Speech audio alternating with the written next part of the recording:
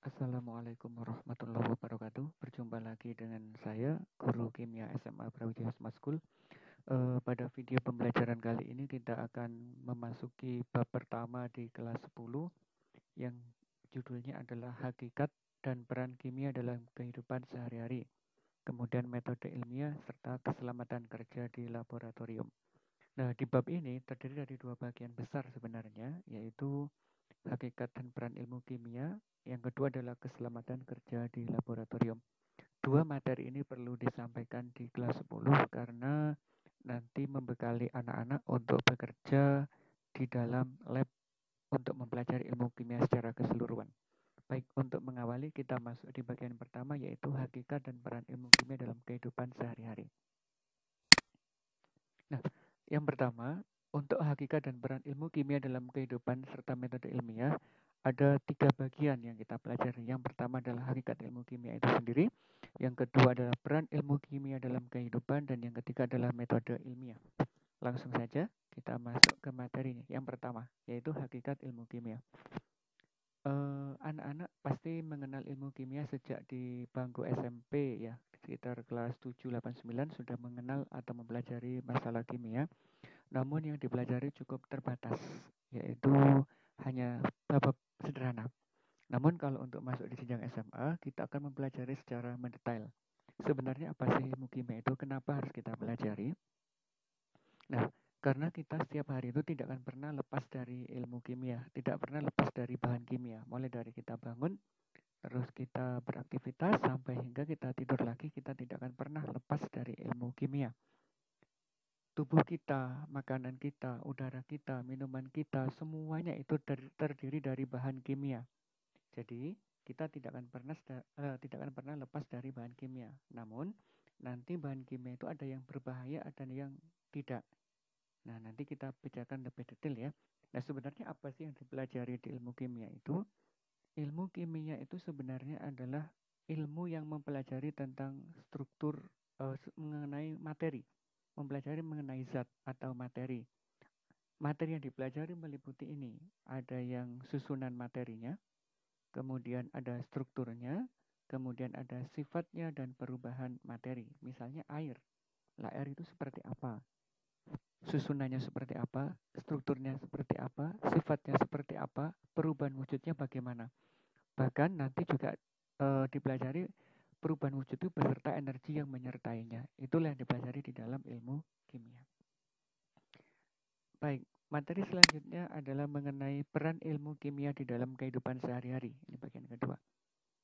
Nah, di bagian peran ilmu kimia dalam kehidupan sehari-hari, kita akan mengenal cabang-cabang ilmu kimia.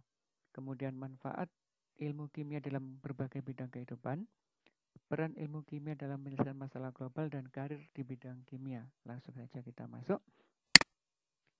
Cabang-cabang ilmu kimia itu sebenarnya cukup banyak karena ilmu kimia tidak bisa berdiri sendiri tapi akan selalu berhubungan dengan materi-materi atau mata pelajaran yang lain. Khusus untuk kimia, itu memiliki beberapa cabang. Misalnya ini ada kimia organik. Nanti khusus mengkaji struktur, komposisi, reaksi, dan sintesis senyawa organik seperti alkohol, karbohidrat, dan sebagainya. Kemudian bagian kimia anorganik yaitu mengkaji senyawa anorganik, sifat pembuatannya seperti garam, mineral, senyawa logam, dan material. Nah, ini nanti yang paling banyak berkembang itu adalah di kimia anorganik untuk saat ini. Yang ketiga ada kimia analitik, yaitu mengkaji penelitian tentang kimia kualitatif dan cenderung berkaitan dengan pengembangan aplikasi peralatan analitik. Jadi peralatan analitik kimia yang berbasis digital hingga ukuran nano itu nanti dikembangkan oleh orang-orang kimia analitik. Selanjutnya untuk biokimia, ini mengkaji masalah kimia yang berhubungan dengan biologi, sel, karbohidrat, protein, lemak, vitamin, dan sebagainya itu nanti dikaji di dalam biokimia. Cabang ilmu lain adalah kimia lingkungan, yaitu mengkaji masalah lingkungan yang berhubungan dengan pencemaran limbah dan sebagainya. Kemudian ada juga kimia farmasi yang khusus membahas masalah obat mulai dari isolasi zat bahan alam, sintesis hingga pengembangannya. Ada juga kimia fisik, ini berhubungan dengan ilmu fisika, berarti nanti yang dipelajari misalkan tentang perubahan wujud, sifat, kimia, energi, panas, dan sebagainya itu. Kemudian ada juga kimia pangan yang khusus secara spesifik membahas masalah pangan. Gitu ya. Kemudian ada kimia inti. Nah, kimia inti ini sekarang juga berkembang untuk pengembangan energi terbarukan, energi nuklir dan sebagainya gitu. Karena kedepannya untuk kimia inti aplikasinya sangat luas. Tidak hanya di bidang energi, tapi juga bisa masuk di kedokteran, pertanian, dan sebagainya. Misalkan untuk menghasilkan makanan yang bahan makan yang cepat dan produksinya banyak, misalkan padi ya, bisa umur lebih pendek dari sebelumnya. Misalkan yang awalnya padi berusia 6 bulan, kita bisa berusia 3 bulan itu akibat adanya rekayasa genetik menggunakan kimia inti ini. Jadi sangat luar biasa.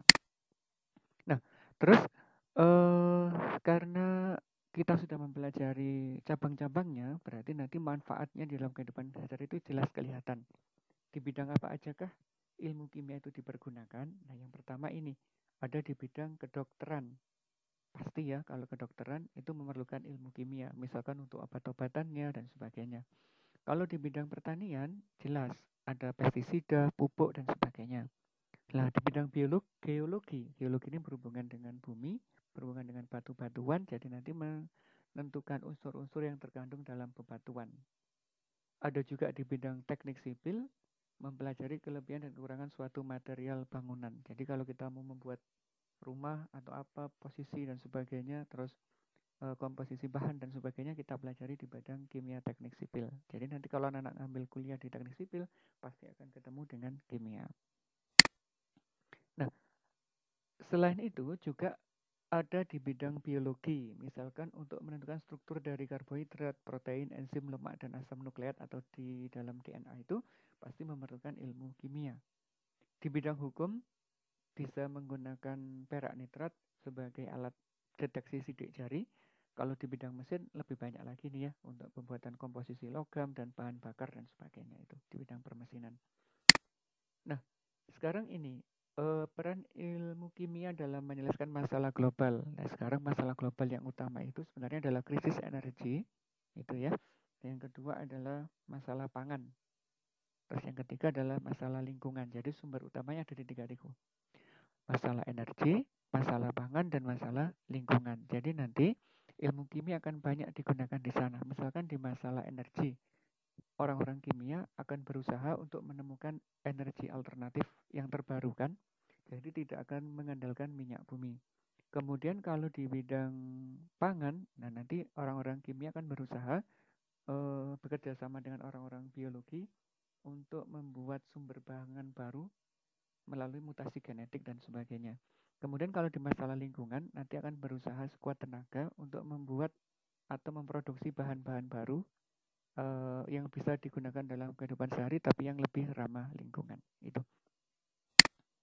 Nah, terus karir apa saja yang bisa dikembangkan dari orang yang mempelajari ilmu kimia? Ini banyak sekali ya. Yang pertama misalkan ini, kalau kita ada di industri, itu pasti nanti ada yang dikenal sebagai pengendali mutu. Lah pengendali mutu ini pasti nanti yang dicari adalah orang kimia. Selain itu, kalau perusahaan-perusahaan yang bergerak di bidang petrokimia, misalkan pupuk, terus masalah banyak ya petrokimia itu, nanti juga pasti membutuhkan orang-orang kimia atau teknik kimia. Di laboratorium, LIPI, terus lembaga pangan, POM, dan sebagainya juga akan memerlukan orang-orang kimia. Selain itu, guru, dosen, dan sebagainya juga masih memerlukan orang-orang kimia. Baik, itu tadi. Setelah kita mempelajari hakikatnya, kemudian aplikasi dalam kehidupan sehari dan sebagainya, saatlah kita masuk di metode ilmiah. Apa metode ilmiah itu? Metode ilmiah itu adalah bagaimana cara mengembangkan ilmu kimia secara pasti. Apa aja yang dibahas di dalam metode ilmiah? Atau karakter metode ilmiah itu apa aja? Yang pertama adalah bersifat kritis dan analitis, kemudian bersifat logis, bersifat objektif, bersifat konseptual, dan bersifat empiris. Nah, itu karakteristik dari metode ilmiah. Nah, metode ilmiah langkahnya apa aja? Ini insya Allah sama dengan mata pelajaran lainnya ya, kayak fisika, biologi.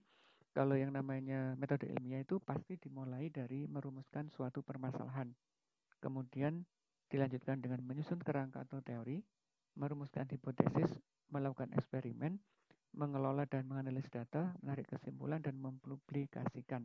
Jadi nanti orang-orang kimia itu akan mengamati gejala-gejala alam yang ada di sekitar kehidupannya. Dari masalah yang ditemukan nanti akan dicoba dipecahkan menggunakan prinsip metode ilmiah ini.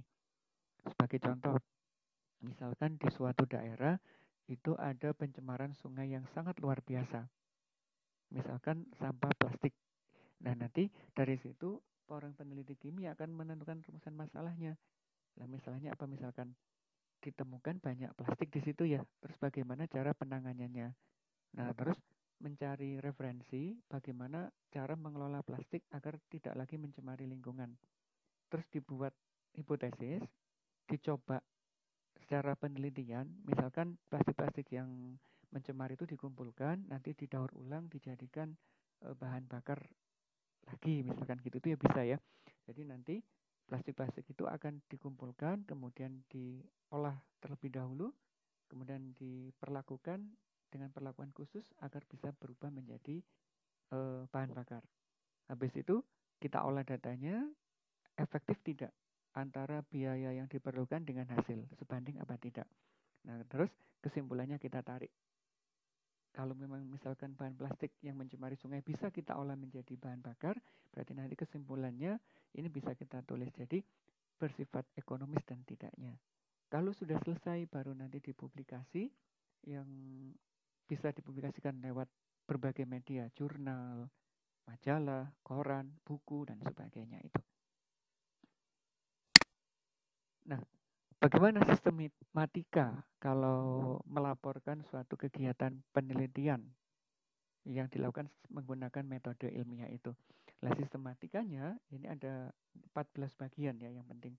Dari judulnya, kemudian ada pengantarnya, ada tabel, ada gambar, ada lampiran, ada daftar isi, ada abstrak, ada bab pendahuluan. Nah, bab pendahuluan itu biasanya berisi dengan latar belakang, tujuan dan manfaat, hipotesis dan sebagainya itu masuk di pendahuluan.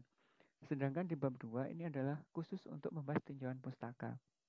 Kalau bab yang ketiga ini membahas masalah metode penelitian, jadi teknik, strategi apa yang dilakukan, tahap-tahapannya itu nanti disampaikan di bab yang ketiga, di bagian metode penelitian. Sedangkan di bab yang keempat, nanti ini khusus membahas hasil data yang diperoleh dari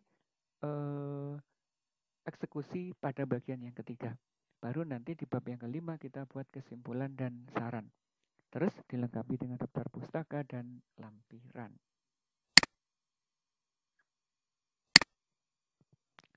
Demikian untuk materi yang pertama yaitu masalah hakikat ilmu kimia dalam kehidupan sehari-hari, terus metode ilmiah dan sebagainya. Kita berjumpa lagi pada video selanjutnya yaitu mengenai keselamatan kerja di laboratorium. Terima kasih. Assalamualaikum warahmatullahi wabarakatuh.